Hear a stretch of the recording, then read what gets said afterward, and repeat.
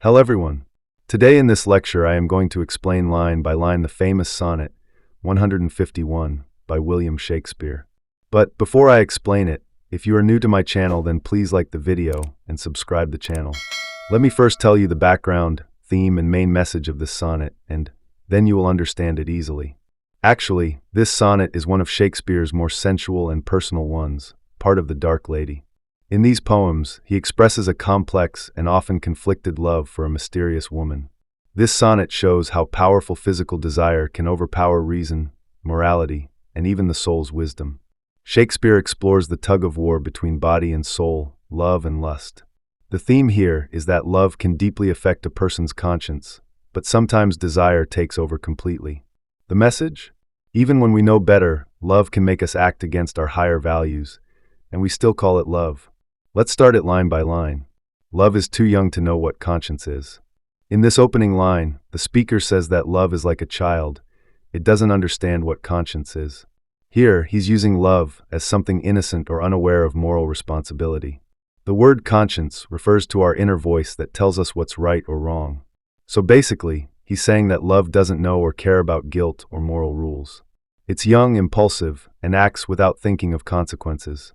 This sets the tone for the rest of the poem, where feelings and physical desire take the lead over reason. Right? Yet who knows not conscience is born of love. Now the speaker brings up a counterpoint. He says, but wait, doesn't everyone know that conscience comes from love? This line suggests that love can also awaken our sense of right and wrong. In other words, we feel guilty because we love someone. So even though love is called too young earlier, here it's shown to be deep enough to make us question our actions. The speaker is balancing two ideas. Love is innocent, but it can also make us feel guilty when we hurt the one we care about. Then, gentle cheater, urge not my amiss. Here, the speaker is talking directly to his lover. He gently calls her a cheater, but in a soft and forgiving way. The phrase, urge not my amiss, means, don't keep reminding me of my faults or sins. He's saying, yes, I've made mistakes, but please don't bring them up, especially when you've not been perfect yourself. It's a plea for understanding, and maybe even forgiveness. Lest guilty of my faults thy sweet self prove. In this line, the speaker gives a warning. If you keep pointing out my faults, you might end up revealing your own guilt too. He's saying that his lover isn't innocent either, and by criticizing him, she may show that she's also done wrong. There's a kind of clever back and forth happening here. If she judges him, she's also judging herself. And then says, for thou betraying me, I do betray. This line shifts focus a bit. The speaker now says, since you betrayed me, I ended up betraying myself. But it's deeper than just emotional betrayal. He means he's betraying his better self. He's going to explain this more in the next line. The idea is that one wrongdoing led to another. Her betrayal caused him to act against his nobler side. My nobler part to my gross body's treason. Here, the speaker contrasts his nobler part, his soul or conscience, with his gross body, meaning his physical desires. He says that because of her actions, he gave in to his bodily urges, betraying his soul. This is a strong image. The soul, which is wise and good, gives in to the body's treason, its betrayal, its lust. Shakespeare is showing that physical passion can overpower even the best parts of us. My soul doth tell my body that he may. This line means that his soul is giving his body permission. It's like saying, okay, fine, go ahead. The speaker imagines his inner conscience, his soul, giving up and letting the body win. There's a kind of surrender here. His better judgment gives into physical desire. Triumph in love, flesh stays no farther reason. This means that once the body gets that permission, it doesn't stop to think anymore. Flesh refers to the body, and stays no farther reason means it doesn't pause for more reasoning. It rushes into love or lust. The idea is that once desire takes control, there's no room for conscience or thought. It acts quickly and passionately. But, rising at thy name, doth point out thee. This line is very sensual.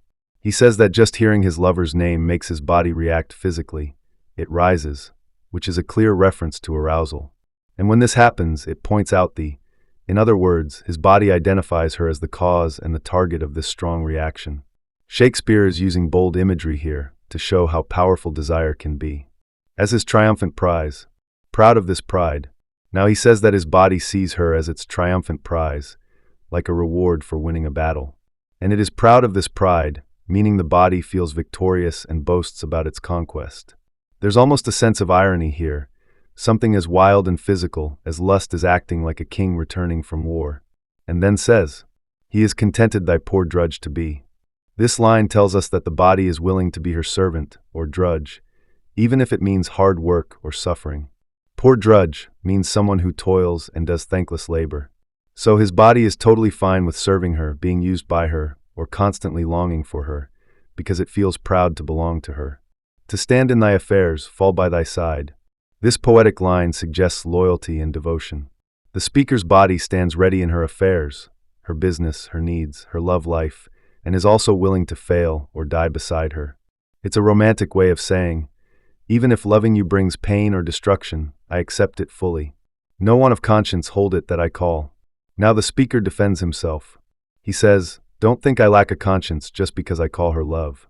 In simple words, he's saying, don't judge me for loving her this much. It's not because I have no morals. Her love, for whose dear love I rise and fall. The closing line sums everything up beautifully. The speaker says he calls her love because he rises and falls for her. Rise and fall means he feels everything because of her: desire, passion, shame, joy, and heartbreak. He's saying, even if it's confusing and painful, I still call it love because that's what it feels like. I hope you have enjoyed this lecture, but please don't forget like and subscription to my channel. Thank you.